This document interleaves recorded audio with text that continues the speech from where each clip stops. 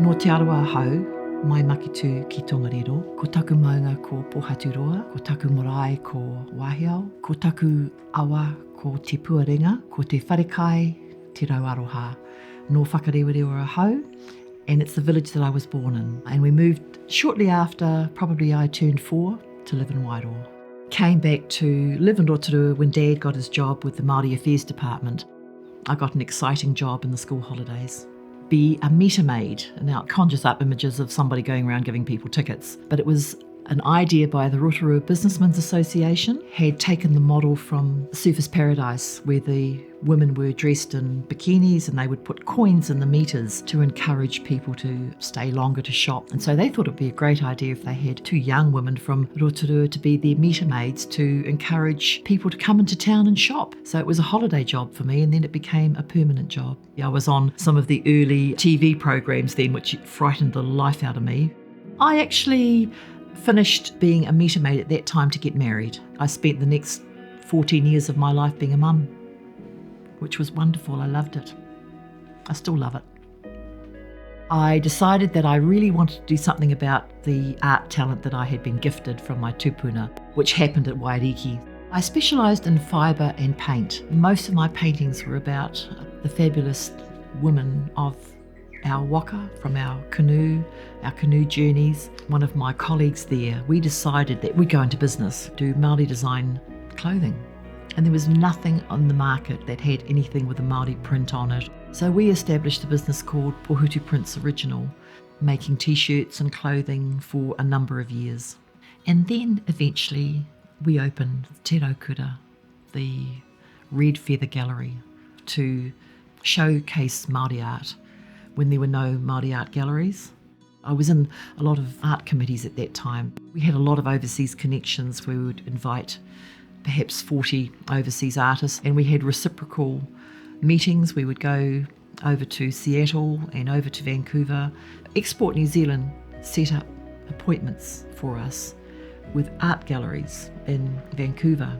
And so we literally went from door to door saying, here we are from New Zealand, and this is what Māori art looks like. One particular gallery that was really interested, the Spirit Wrestler Gallery, and it was probably one of the best contacts that I've made in my life. Subsequently, they have sold millions of dollars of Māori art. I had a lot of overseas trips to do with exporting. In 2002, I was in New York City. I felt a lump in my breast then. It clicked in my brain that something was going on, but I didn't do anything about it until I got home, 5 months later. Absolutely not wise, but a really normal response when your gut is telling you that something's wrong, but your head is telling you that you don't want to know. They eventually turned out to be X-ray. Yes, there is a lump there. That was surgery, chemotherapy and radiation therapy, and shook me to the core. In fact, I spent the whole summer just taking videos of me and the grandchildren in case I wasn't around to do that, because I didn't know what the outcome was going to be. It doesn't have to be a lump for you to know that you have cancer. That's the importance of mammograms, because technology is so great and it's digital now that they can expand the screen to see something that's very tiny.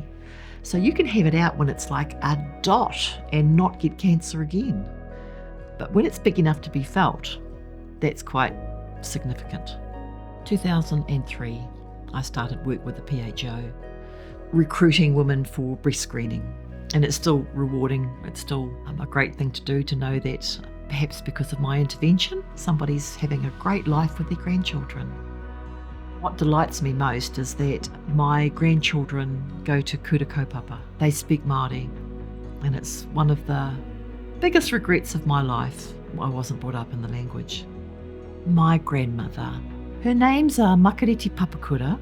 In fact, she is cousin to my grandmother, my direct line grandmother, who's on this painting. She has been an inspiration to me all of my life, but to actually find out her story many years later has been totally inspirational. Makariti was a guide, entrepreneur, extremely well educated. How she got to Oxford was that she took a troop to England in 1911 to go to attend the coronation. She met somebody up there and she eventually married him. She enrolled at university herself, a Bachelor of Science in Anthropology. So at the time, she was the only native woman studying her own culture. I don't know how many other women in 1923 went to university at all. She died, unfortunately, just before her thesis was due to be examined, so she never actually graduated. There is an idea afloat that the University of Oxford may consider granting her degree after 100 years, which would be wonderful. And it's just a simple story of the village. The relationships and the connections are so important. Every day I learn something new from her writings. But there is the memorial carving, that's that whakarewarewa, which you see behind the house that we have there. The 3 houses that our grandmothers lived in are still there at Whakarewarewa, and that's our tūranga waiwai. That's our place to stay. I can't believe how quickly it's gone. I can't believe that I'm sitting here at 73 years of age talking about what have I done in my life, and it feels like 20 minutes long. I look at the mirror in the morning and I go, who is that old lady in my 90? Your mind doesn't age, but your body does. But I am the same person as I was when I was 18 years old, and I'm really happy about that.